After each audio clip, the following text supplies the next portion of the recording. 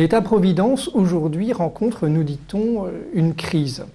Le diagnostic en est posé notamment par Pierre Rosanvallon dans son ouvrage de 1981, où il pointe une triple crise en réalité de l'État-providence, en disant qu'elle est à la fois financière, mais en même temps crise d'efficacité et crise de légitimité.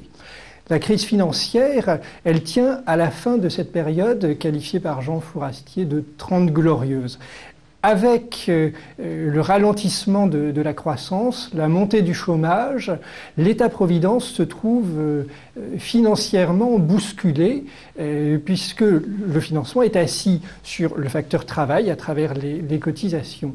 Et puis, parallèlement, on assiste à un phénomène démographique de vieillissement de la population qui induit mécaniquement des dépenses supérieures pour le risque vieillesse, pour la couverture de la maladie. Et donc tous ces éléments viennent déséquilibrer les finances de l'État-providence. En parallèle, Rosanvallon nous parle d'une crise d'efficacité dont le constat réside dans la montée du chômage, la persistance des inégalités et en même temps tout un ensemble de transformations sociales auxquelles l'État-providence tel qu'il avait été conçu en 1945 n'est pas forcément à même d'apporter les meilleures réponses. Et puis la crise de légitimité identifiée par Rosanvallon, un peu plus conceptuelle, un peu plus philosophique, mais bien réelle selon lui, qui tient à l'effritement des cadres collectifs de cohésion devant une montée la montée d'un certain individualisme dans un moment où les trajectoires d'emploi, notamment, sont moins homogènes, sont plus personnalisées et où donc le risque semble plus diffus et moins susceptible d'être pris en charge socialement. Face à ces différents éléments de crise, les politiques réfléchissent à des pistes de réforme, naturellement.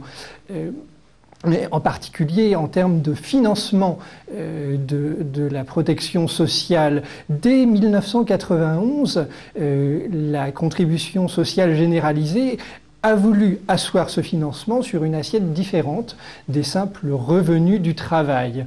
La logique en est poursuivie avec la contribution pour le remboursement de la dette sociale, CRDS, introduite en 1996.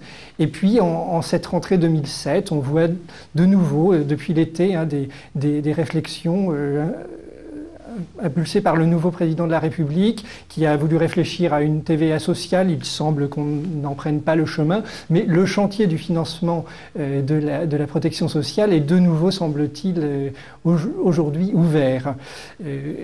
Et donc on voit bien que l'État-providence est pris dans des réformes en perpétuel devenir, pour lesquelles notamment il est important de prendre en compte la montée aussi de nouveaux risques. Le risque d'exclusion qui n'était pas ouvertement couvert par le plan français de 1945, le risque aussi de dépendance des personnes âgées.